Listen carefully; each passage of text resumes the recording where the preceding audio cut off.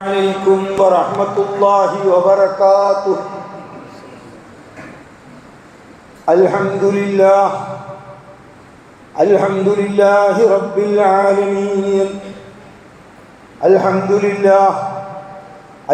لله الذي هدانا لهذا وما كنا لنهتدي لولا أن هدانا الله. الحمد لله الذي أنزل على عبده الكتاب ولم يجعل له عوجا. اللهم صل على محمد وعلى آل محمد كما صليت على إبراهيم وعلى آل إبراهيم. اللهم بارك على محمد وعلى آل محمد كما باركت على إبراهيم وعلى آل إبراهيم إنك حميد مجيد. الله أكبر الله أكبر الله أكبر الله أكبر الله أكبر الله أكبر الله أكبر الله أكبر الله أكبر. لا إله إلا الله والله أكبر. الله أكبر ولله الحمد. الله أكبر كبيرا والحمد لله كثيرا وسبحان الله وبحمده بكرة وأصيلا. الله أكبر. صدق وعده ونصر عبده وأنجز وعده وهزم الأحزاب وحده. الله أكبر ولله الحمد. أعوذ بالله من الشيطان الرجيم. بسم الله الرحمن الرحيم.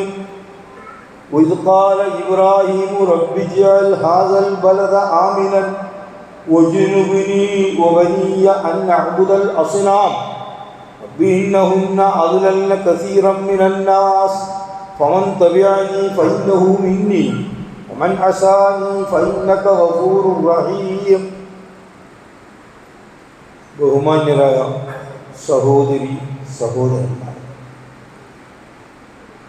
അർഹമുർറാഹിമീനായ റബ്ബ് ഈ സുദിനത്തിൽ അള്ളാഹുവിൻ്റെ ഭവനത്തിൽ നമ്മൾ ഒരുമിച്ച് കൂടിയതുപോലെ നമ്മളെല്ലാവരെയും, നമ്മുടെ പ്രിയപ്പെട്ട മാതാപിതാക്കളെയും, നമ്മുടെ ഇണകളെയും, നമ്മുടെ എല്ലാ മക്കളെയും പേരക്കുട്ടികളെയും, നമ്മുടെ ഉടപ്പിറപ്പുകളായ സഹോദരി സഹോദരന്മാരെയും എല്ലാവരെയും അല്ലാഹു തആല അവരുടെ സ്വർഗത്തിൽ ഒരുമിച്ച് മാറട്ടെ. ആമീൻ. ബലിപെരുന്നാൾ, ഹജ്ജ് പെരുന്നാൾ എന്ന് പറയും. ഹജ്ജ് ചെയ്യുന്നവരുടേത് മാത്രമല്ല, അങ്ങനെ ചിലരെങ്കിലും തെറ്റിദ്ധരിക്കാറുണ്ട്. സാമ്പത്തികമായി സൗകര്യമുള്ളവർ ചെയ്യേണ്ടുന്ന കാര്യം, നമുക്കെന്താ അതിൽ കാര്യം എന്ന് ചിലരെങ്കിലും തെറ്റിദ്ധരിക്കാറ്. ഇസ്ലാമിൻ്റെ 5 തൂണുകളിൽ ഒന്നാണല്ലോ ഇസ്ലാമിലെ 5 തൂണുകളും എല്ലാവർക്കുമുള്ളതാണ്. ഹജ്ജിൽ നമ്മളും പരോക്ഷമായി പങ്കാളികളാണ്. അത് നമ്മൾ അറിയണം, നമ്മൾ മക്കൾക്കും പറഞ്ഞു കൊടുക്കണം. ഹജ്ജ് ചെയ്യുന്നത് മാത്രമല്ല, നമ്മളൊക്കെ അതിൽ പരോക്ഷമായി പങ്കാളിയാണ്. നമ്മുടെ പ്രതിനിധികളാണ് ആ ലോകമഹാസമ്മേളനത്തിലേക്ക് പോയിട്ടുള്ളത്. നമ്മൾ യാത്ര അയച്ചതാണ്, പ്രാർത്ഥനാപൂർവ്വം യാത്ര അയച്ചതാണ്. അവർ നമുക്ക് വേണ്ടി പ്രാർത്ഥിക്കും. നമ്മളങ്ങനെ പ്രാർത്ഥിക്കാൻ താല്പര്യപ്പെടാറുമുണ്ട്. നമ്മൾ അവർക്ക് വേണ്ടിയും പ്രാർത്ഥിക്കും. അർഹമുർറാഹിമീനായ റബ്ബ് ഈ വർഷത്തെ ഹജ്ജിന് ഹാജരായ എല്ലാ സഹോദരങ്ങളും, ലോകത്തിൻ്റെ നാനാഭാഗങ്ങളിൽ നിന്ന് വന്ന എല്ലാ സഹോദരി സഹോദരന്മാരും മഖ്ബൂലും മബ്റൂറുമായ ഹജ്ജ് സാധിപ്പിച്ചു കൊടുക്കുമാറാകട്ടെ. ഹജ്ജിൻ്റെ ബഹുമുഖങ്ങളായ സൽഫലങ്ങൾ ലോകത്തെ സകല മുസ്ലിം സഹോദരന്മാർക്കും അല്ലാഹു തആല എത്തിച്ചേരുമാറാകട്ടെ.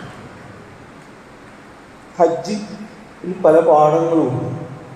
അത് സമുദായം പഠിക്കേണ്ട പാഠമാണ്. അതൊന്നും ചടങ്ങല്ല. അതിൽ ഇഹ്റാമുണ്ട്. ഇഹ്റാം നാടകത്തിന് വേഷം മാറും പോലെ മാഷം മാറല്ല. അതിന് വലിയൊരു സന്ദേശം. അതുവരെ ഹലാലായി, അതുവരെ പുണ്യകരമായത് ആ ഇഹ്റാമോടുകൂടി, നിയ്യത്തോടുകൂടി ഇഹ്റാമിൽ പ്രവേശിക്കുന്നതോടുകൂടി ഹറാമായിട്ടില്ല. ഹലാലുകളെല്ലാം പെട്ടെന്ന് ഹറാമാണ്, അടിമുടി മാറ്റാം. ഒരാൾക്ക് ചോദിക്കാം, ഇതെന്താണ് ഇത്ര നേരം പുണ്യകരം, ഇത്ര നേരം നല്ലത്, ഇപ്പോഴത് മോശം, തെറ്റ്, കുറ്റം, ഇതെന്ത് അട്ടിമറിയാണ്? ഒരാൾക്ക് അസ്വസ്ഥപ്പെടാം. പൊരുളറിയാത്തവർ അസ്വസ്ഥപ്പെടുക തന്നെ ചെയ്യും. അതിൻ്റെ മുഖ്യമായ സന്ദേശം പാടുണ്ട്, പാടില്ല, പറ്റും, പറ്റില്ല, നല്ലതാണ്, നല്ലതല്ല, ഇത് പറയാനുള്ള പൂർണ്ണമായ പരമാധികാരം സൃഷ്ടികർത്താവും നിയന്താവും പരിപാലകനുമായ അല്ലാഹു തആലക്ക് മാത്രം. എന്തെങ്കിലും പാടുണ്ട്, പാടില്ല എന്ന് നമുക്കാർക്കും ഉത്തരവിറക്കാൻ അർഹതയില്ല. നമ്മളൊക്കെ സൃഷ്ടികളാണ്. നമ്മളൊക്കെ അല്ലാഹുവിൻ്റെ അടിയാറുകളാണ്. ആകയാൽ നമ്മളാരും നിയമനിർമ്മാതാക്കളല്ല. അപ്പോൾ ഈ പാഠമാണ് പഠിക്കേണ്ടത്, പതിവാക്കേണ്ടത്, ഉൾക്കൊള്ളേണ്ടത്. ഇസ്ലാമിൽ 5 തൂണുകളുണ്ട്. ഷഹാദത്ത് മുതൽ ഹജ്ജ് വരെയുള്ള 5 തൂണുകളും പരസ്പര ബന്ധിതവും പരസ്പര പൂരകവും ഒന്നൊന്നിനെ ബലപ്പെടുത്തുന്ന ഹജ്ജിലെ ഇഹ്റാമിനോട് സദൃശപ്പെട്ടതാണ് നമസ്കാരങ്ങളുടെ പ്രാരംഭ തക്ബീർ. അതിനും പേര് തക്ബീറത്തുൽ ഇഹ്റാം ആണ്. അവിടെയും സംഭവിക്കുന്നത് പറഞ്ഞ നേരത്തേക്കാണെങ്കിലും ഒരുപാട് അനുവദനീയമായ കാര്യങ്ങൾ, നല്ല കാര്യങ്ങൾ പറഞ്ഞ നേരത്തേക്ക് നിഷിദ്ധമായി തീരും. അല്ലാഹു തആല നിശ്ചയിച്ച അമലുകൾക്ക് പൊരുളറിയാനുള്ള തൗഫീഖ് നമുക്കെല്ലാവർക്കും നൽകുമാറാകട്ടെ. അല്ലാഹു അക്ബർ, വലില്ലാഹിൽ ഹംദ്. മറ്റൊരു പാഠമാണ് ഹജ്ജിലാവട്ടെ ഉംറയിലാണ് തവാഫും സഅയും. ചോറും ചാറും എന്നൊക്കെ പറയും പോലെ രണ്ടും പേരാണ്, ജോഡിയാണ്. ഈ ഭൂമുഖത്ത് നടക്കുന്ന ഏറ്റവും വിശിഷ്ടമായ, അങ്ങേയറ്റം പുണ്യകരമായ പ്രാർത്ഥന തവാഫിലെ പ്രാർത്ഥന. വലിയ ശുദ്ധിയോ ചെറിയ ശുദ്ധിയോ ഇല്ലാതെ അതീവ ലാളിത്യത്തോടുകൂടി, അങ്ങേയറ്റത്തെ വിനയത്തോടുകൂടി അള്ളാഹുവിൻ്റെ പരിശുദ്ധ ഭവനത്തിൻ്റെ ചാരത്ത് നടത്തുന്ന പ്രാർത്ഥന, അതിനേക്കാൾ വലിയ പ്രാർത്ഥനയില്ല. അതുകൊണ്ടാണ് നമ്മൾ പ്രാർത്ഥിക്കാൻ പലരോടൊക്കെ വസിയത്ത് ചെയ്യും. ആ പ്രാർത്ഥന കഴിഞ്ഞ ഉടനെ നമുക്കുള്ള അടുത്ത കർമ്മം സഅയ. സഅയ് എന്ന വാക്കിൻ്റെ അർത്ഥം അധ്വാന പരിശ്രമം എന്നാണ്. പ്രാർത്ഥനയും പ്രയത്നവും രണ്ടും ഒപ്പത്തിനൊപ്പമാണ്. നമ്മൾ പലർക്കും പറ്റുന്ന അബദ്ധം, എല്ലാവരും പ്രാർത്ഥിക്കും പക്ഷെ പ്രയത്നിക്കില്ല. വേറെ കുറേ ആൾ പാടുപെട്ട് അധ്വാനിക്കും, എന്നാൽ ഉള്ളുരുകി പതിവായി പ്രാർത്ഥിക്കില്ല. ഈ രണ്ടിനും അപൂർവമാണ്. ഹജ്ജ് നമുക്ക് പഠിപ്പിക്കുന്നത് നമ്മൾ ഒരിക്കൽ കൂടി ഓർക്കേണ്ടതാണ്, പ്രാർത്ഥനയും പ്രയത്നവും ഒപ്പത്തിനൊപ്പം ഉണ്ടാകും. പ്രാർത്ഥനയുടെ പ്രമേയത്തോട്, പ്രാർത്ഥനയുടെ ഉള്ളടക്കത്തോട് ചേർന്നുകൊണ്ടുള്ള പ്രവർത്തനങ്ങൾ ഉണ്ടാവണം. മക്കൾ സാലിഹായ വേണ്ടി പ്രാർത്ഥിച്ചാൽ പോരാ, സാലിഹ ആയിത്തീരാനുള്ള അന്തരീക്ഷം നമ്മൾ ഉണ്ടാക്കണം. സന്താന ഭാഗ്യത്തിന് വേണ്ടി പ്രാർത്ഥിച്ചാൽ പോരാ, സന്താന ലബ്ധിക്ക് സഹായകമാകുക കല്യാണം കഴിക്കണം, കിടപ്പറയുണ്ടാകണം, വേണ്ടി വന്നാൽ ചികിത്സ നടത്തണം. നമ്മളിൽ പലർക്കും പ്രാർത്ഥന ഉണ്ട്, വേണ്ടത്ര പ്രയത്നമില്ല. ആ പോരായ്മ പരിഹരിക്കാൻ ഈ ഹജ്ജ് പെരുന്നാൾ നമ്മൾക്ക് ഒരു ഉണർത്തലായി, ഒരു ഉത്ബോധനമായി മാറട്ടെ. അല്ലാഹു അക്ബർ, വലില്ലാഹിൽ ഹംദ്. മൂന്നാമത്തെ കാര്യം ഹജ്ജിൽ മുഖ്യമായുള്ളത് അറഫ, മുസ്ദലിഫ, മിന. ഹജ്ജ് ചെയ്തവർക്ക് ചെയ്തൊക്കെ അറിയണം. ഞാൻ പറഞ്ഞല്ലോ ഹജ്ജ് എല്ലാവരും. അറഫ എന്ന് പറഞ്ഞാൽ തിരിച്ചറിവ്. വളരെ അങ്ങേയറ്റത്തെ ആത്മപരിശോധനയ്ക്ക് ശേഷം കിട്ടുന്ന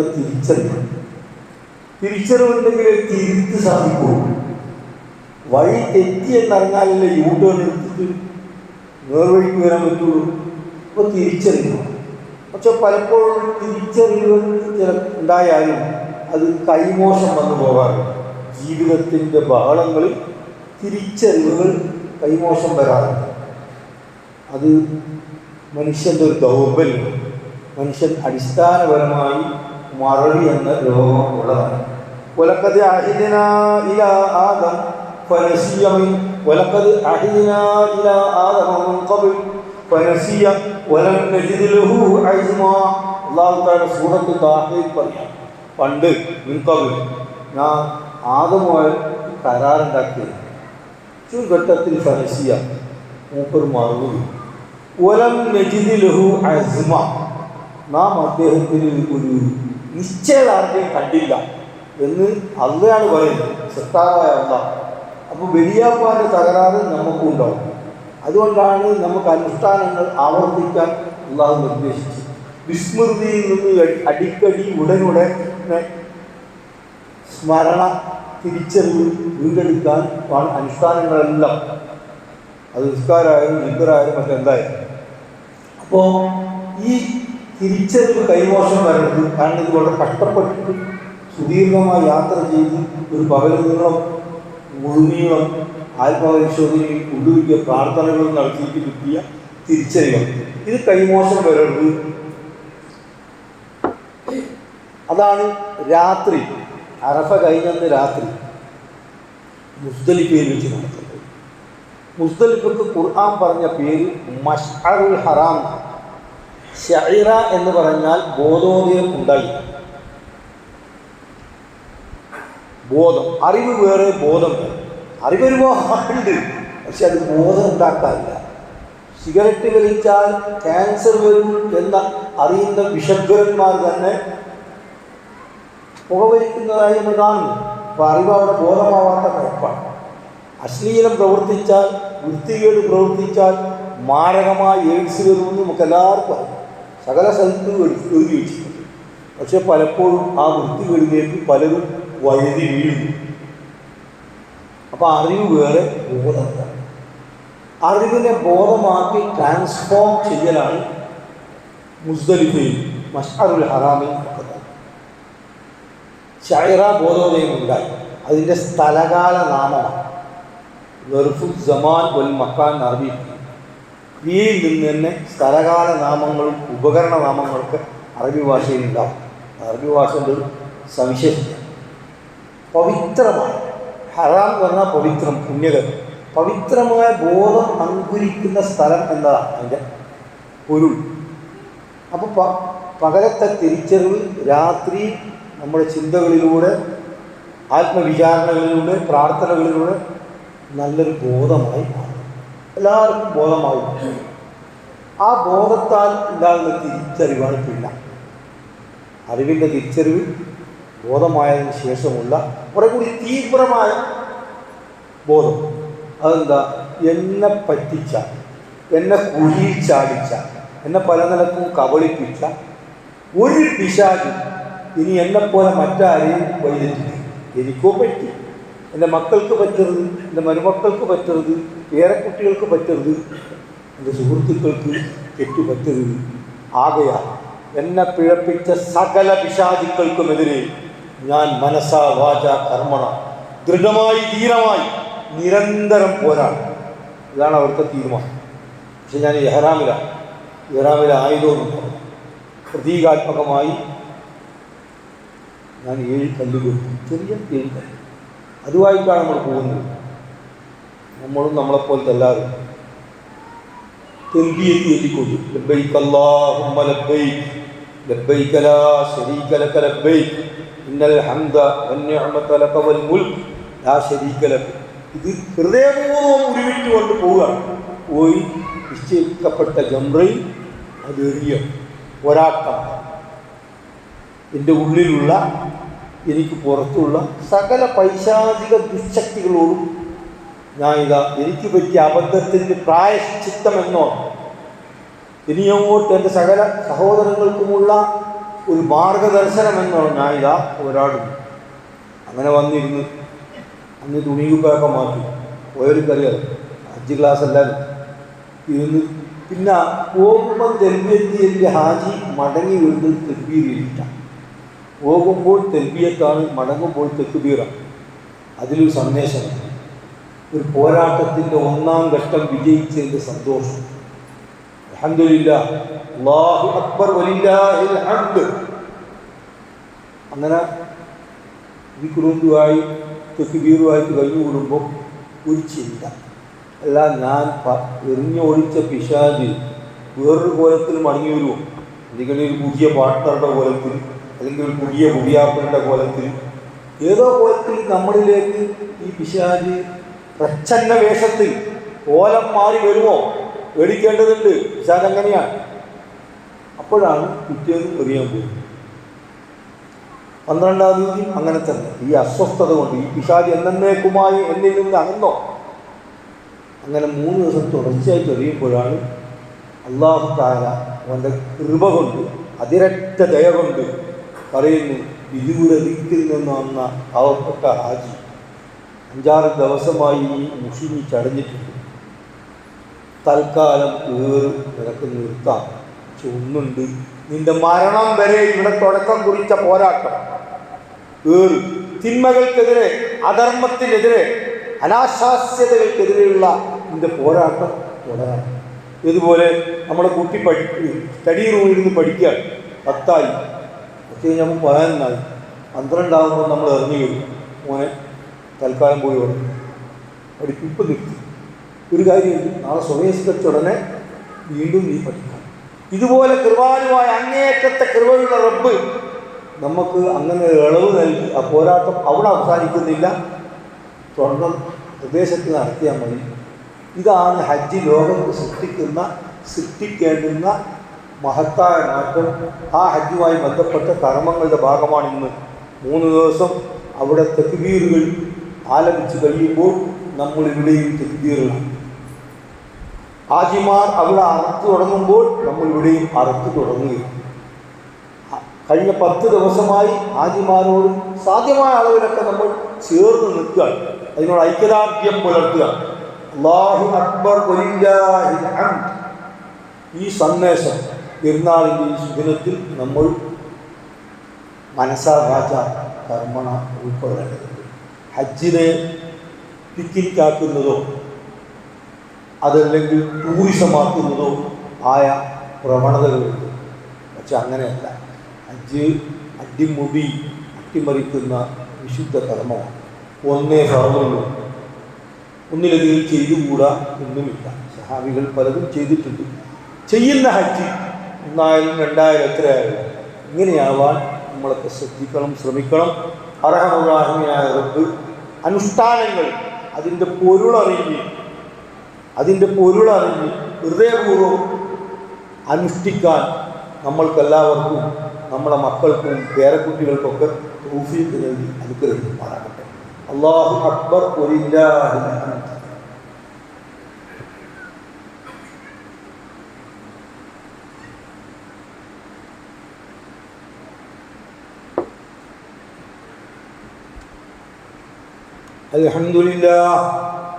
അൽഹംദുലില്ലാഹി റബ്ബിൽ ആലമീൻ വൽ ആഖിബത്തു ലിൽ മുത്തഖീൻ വലാ ഉദ്വാന ഇല്ലാ അലൽ ളാലിമീൻ.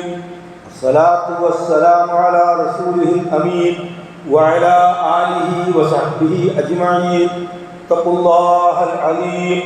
പ്രിയപ്പെട്ടവർ, അല്ലാഹുവിൻ്റെ ദീനിൻ്റെ വിധിവിലക്കുകൾ ഹൃദയപൂർവ്വം ഇഖ്ലാസോടെ പാലിച്ചുകൊണ്ട് തികഞ്ഞ തഖ്വയിൽ അധിഷ്ഠിതമായ നല്ലൊരു ജീവിതം കൂട്ടായി കെട്ടിപ്പടുക്കാൻ ഞാനും നിങ്ങളും നമ്മുടെ കുടുംബങ്ങളും ഒത്തൊരുമിച്ച് പ്രാർത്ഥനാപൂർവം പരിശ്രമിക്കണമെന്ന് ഒരിക്കൽ കൂടി സ്നേഹപൂർവ്വം ഓർക്കുകയാണ്.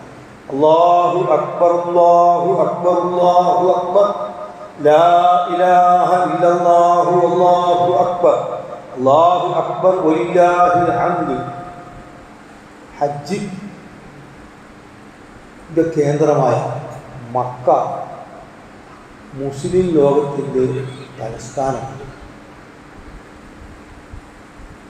നമ്മളെല്ലാവരും നിരന്തരം അങ്ങോട്ട് മുഖമിട്ടുകൊണ്ടാണ് പ്രാർത്ഥിക്കേണ്ടത്. ആ ലോക മുസ്ലിങ്ങളുടെ തലസ്ഥാനമായ ആ വിശുദ്ധ പട്ടണത്തിൻ്റെ നഗരപിതാവ് അക്ഷരം അർത്ഥത്തിൽ ഇബ്രാഹിം നബി അലൈഹിസ്സലാം. ഇബ്രാഹിം നബി അലൈഹിസ്സലാമാണ് ആ നഗരത്തിൻ്റെ പിതാവ്. അങ്ങനെയാണല്ലോ ചരിത്രം പറയുന്നത്. ആ ഗേഹം, പരിശുദ്ധ ഗേഹം, അവ്വലു ബൈത്തിൻ ഖിബ്ലതുനാ നുഹാഫിദുഹു യുഹാഫിദുനാ, അല്ലാമ ഇഖ്ബാലിൻ്റെ പദ്യത്തിൻ്റെ അറബി പരിഭാഷ. നമ്മുടെ പ്രഥമ ഗേഹം അഥവാ നമ്മുടെ തറവാട്, അത് നമ്മുടെ ഖിബ്ല. നുഹാഫിദുഹു, നാം അതുമായുള്ള ബന്ധം പല നിലക്കും കാത്തു സൂക്ഷിക്കും. യുഹാഫിദുനാ, അത് നമ്മെയും കാത്തു രക്ഷിക്കുന്നു. ഈ സമുദായത്തിൻ്റെ ഒരുമ, ഈ സമുദായത്തിൻ്റെ ഐക്യം അത് കഅബാലയം സാധിക്കുന്നു. അതുപോലെ തന്നെ ഈ സമുദായത്തിൻ്റെ ഒരുമ സാധിക്കുന്ന മറ്റൊന്നാണ് നമ്മുടെ ഖുർആനിൻ്റെ ഭാഷയായ അറബി. അതും സമുദായത്തെ ഒന്നിപ്പിക്കുന്നു. ഏത് പ്രദേശത്തുകാരനും ഏത് നാട്ടുകാരനും അറബിയിലെ ബാങ്ക് കൊടുക്കുകയും അറബിയിലെ ആശംസ സലാം ചൊല്ലുകയും അറബിയിലെ പ്രാർത്ഥിക്കുകയും ലോക മുസ്ലിങ്ങൾ അങ്ങനെ ഒരു കണ്ണിയിൽ ഓർക്കപ്പെട്ടിട്ടുണ്ട്. കിബിലയും അങ്ങനെ തന്നെ. അപ്പോൾ ഈ കിബില ഉണ്ടാക്കിയത് ചരിത്രം പ്രകാരം പുനരുദ്ധരിച്ചത് ഇബ്രാഹിം നബി അലൈഹിസ്സലാം. അദ്ദേഹത്തിൻ്റെ ജീവിതത്തിൽ ഒരുപാട് മാതൃകകൾ പറയാനുണ്ട്. കുത്തുബ അങ്ങനെ ദൂരിപ്പിക്കാൻ പറ്റില്ല.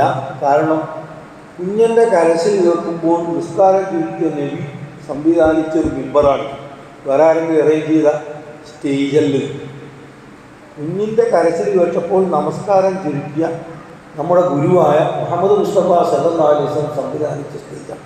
എനിക്ക് നിങ്ങളോട് പറയാനുള്ളത്, ഈ 2 റക്അത്തിലായിട്ട് ഞാൻ ഓതിയ ഭാഗം സൂറത്ത് ഇബ്രാഹിമിൽ നിന്നും സൂറത്ത് ശുഅറയിൽ നിന്നും സവിസ്തരം അത് പഠിക്കേണ്ടത്. ഒറ്റ കാര്യം ഞാൻ പറയാം, 2 പ്രാർത്ഥനകൾ ഇബ്രാഹിം നബി അലൈഹിസ്സലാം നടത്തിയിരുന്നു. ആ പ്രാർത്ഥനകളുടെ പ്രമേയം ആവഹിച്ചുകൊണ്ട് അത് പതിവാക്കാൻ നമ്മൾ ശ്രദ്ധിക്കണം, ജാഗ്രതാപൂർവ്വം ശ്രദ്ധിക്കണം. അതിലൊന്ന്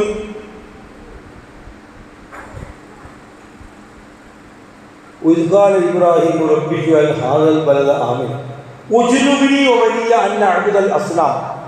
അതിൻ്റെ ക്രക്സ് മാത്രം പറയാം. ഇബ്രാഹിം നബി ദുആ. ആരാണ്? തൗഹീദിൻ്റെ ആചാര്യൻ.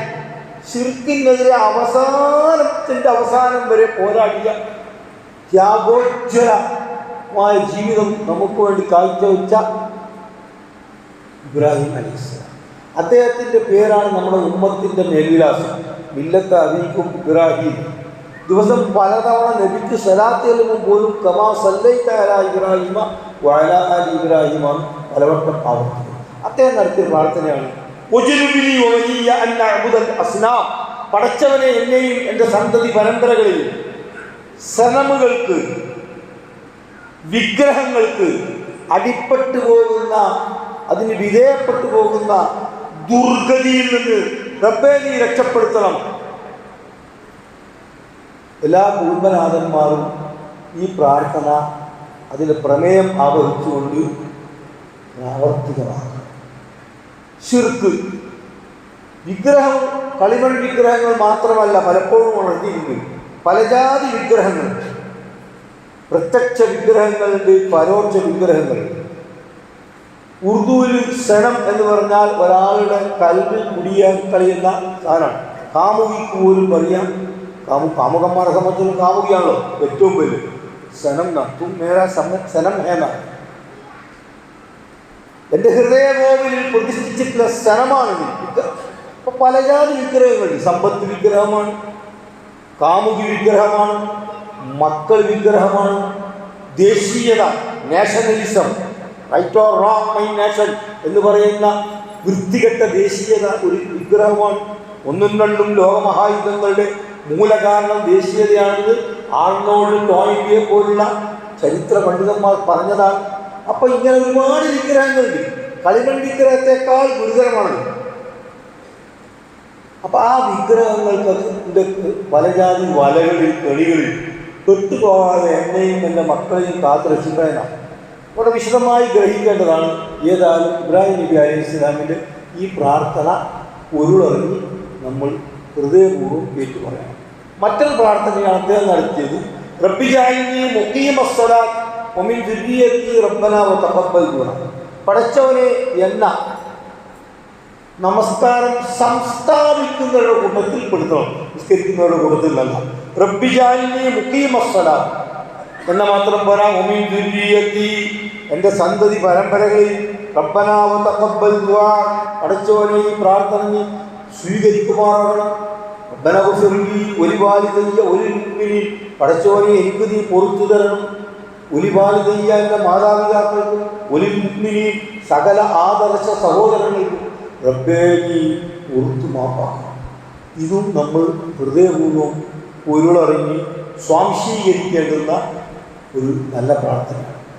ഇൻഷാ അല്ലാഹ് മറ്റവസരത്തിൽ വിശദമായി പറയാം. പക്ഷെ ഒരു കാര്യം, ഇഖാമത്തു സ്വലാത്ത് എന്ന് പറഞ്ഞാൽ നിസ്കരിക്കലല്ല. ഖുർആനിൽ സ്വല്ലു എന്ന് പറഞ്ഞാൽ മതി, നിസ്കരിക്കൽ. ഹദീസിലൊക്കെ അങ്ങനെ പ്രയോഗമുണ്ട്, സ്വല്ലു കമാ റഅയ്തുമൂനി ഉസല്ലി. ഖുർആനിൽ അഖീമുസ്സലാത്താണ് ഉപയോഗിച്ചത്. നമസ്കാരം അച്ചാണിയായിക്കൊണ്ടുള്ള, നമസ്കാരം കേന്ദ്രബിന്ദുവായിക്കൊണ്ടുള്ള വിപുലമായ ഒരു ജീവിത സംസ്കാരമാണ് ഇഖാമത്തു സ്വലാത്ത്.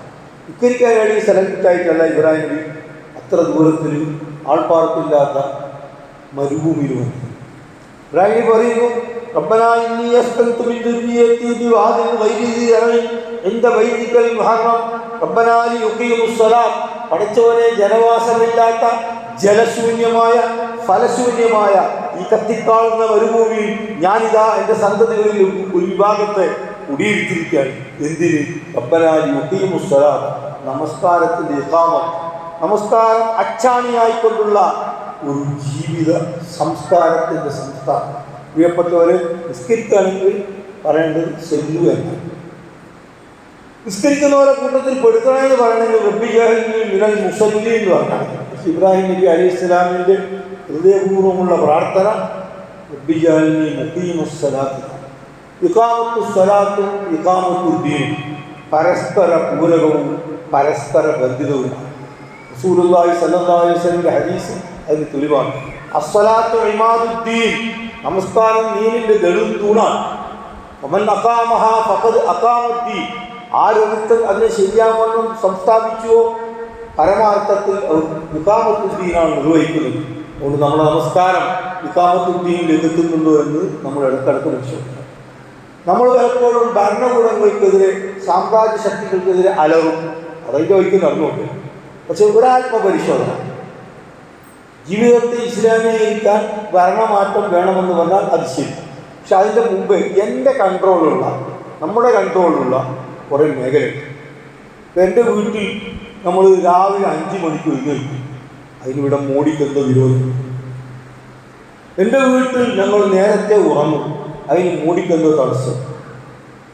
ഞാൻ കാര്യങ്ങൾ ചെയ്യുമ്പോൾ അള്ളാഹുവിൻ്റെ മഹൽ നാമം ഉച്ചരിക്കും, ഇവിടെ തടസ്സവും.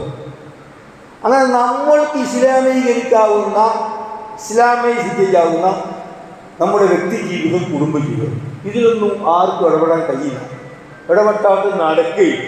ആകയാൽ നമ്മൾ ലോക സാഹചര്യം മാറ്റിമറിക്കാൻ പണിയെടുക്കുന്നതിന് മുമ്പായി നമ്മുടെ സ്വന്തം അവസ്ഥ മെച്ചപ്പെടുത്താൻ, ഇസ്ലാമീകരിക്കാൻ പ്രാർത്ഥനാപൂർവ്വം പരിശ്രമിക്കുക. അല്ലാഹു അക്ബർ വലില്ലാഹിൽ ഹംദ്. ലോകത്ത് മുസ്ലിം സഹോദരങ്ങൾ കഷ്ടപ്പാടിലാണ്. ഇന്നലെയും ഇസ്രായേലിൻ്റെ ധിക്കാരപൂർവ്വമുള്ള ബോംബിങ് പലസ്തീനിലും ലെബനാനിലും നടന്നിട്ടുണ്ട്. എല്ലാ കരാറുകളും ലംഘിച്ചുകൊണ്ട് ലോകത്ത് നടപ്പിലുള്ള എല്ലാ മര്യാദകളെയും കാറ്റിൽ പറത്തിക്കൊണ്ട് ഒരു ധിക്കാരിയ ലോക സമാധാനത്തിന് നിത്യഭീഷണിയായി നിൽക്കുക നമ്മുടെ ശ്രദ്ധയിൽ വേണം. കാരണം നമ്മളൊരു ആഗോള സമുദായം. നമ്മളെ ഹജ്ജ് നമുക്കിത് പഠിപ്പിച്ച മറ്റൊരു കാര്യം, നമ്മൾ ഒരു ആഗോള വീക്ഷണമുള്ള, ആഗോള ചിന്തയുള്ള സമുദായം. അതുപോലെ തന്നെ ഇന്ത്യയിൽ ഒരു ഭാവി തകർന്നതല്ല, തുടരെ പള്ളികൾ തടന്നുകൊണ്ടേയിരിക്കുന്നു. ഗ്യാൻവാപി മസ്ജിദിന് ശേഷം ഒരു മൗലാ മസ്ജിദ്, അങ്ങനെ എന്തെല്ലാമോ നിമിത്തങ്ങളുണ്ടാക്കി, തർക്കങ്ങളുണ്ടാക്കി. അപ്പോൾ നമ്മൾ എന്ത് ചെയ്യണം? ദീനിൻ്റെ ചിഹ്നങ്ങളെ ശരിക്കും മുറുകെ പിടിക്കണം. ഇവിടെയെല്ലാമോ നമുക്ക് അശ്രദ്ധയും അലംഭാവം പറ്റുന്നുണ്ട്. ആ അലംഭാവത്തെയും അശ്രദ്ധയും മുതലെടുത്തുകൊണ്ട് ദീനിൻ്റെ ശത്രുക്കൾ, ഫാസിസ്റ്റുകൾ, സിയോണിസ്റ്റുകൾ വിക്രിയകൾ പല മാർഗമാണ് നടത്തുക. നമ്മൾ ജാഗ്രത പുലർത്തണം. മുസ്ലിം സഹോദരങ്ങളുടെ വേദന നമ്മുടെ കൂടി വേദനയായിരിക്കണം. മല്ലം യഹ്തം ബി ഉമൂരിൽ മുഅ്മിനീന ഫലൈസ മിന്നാ.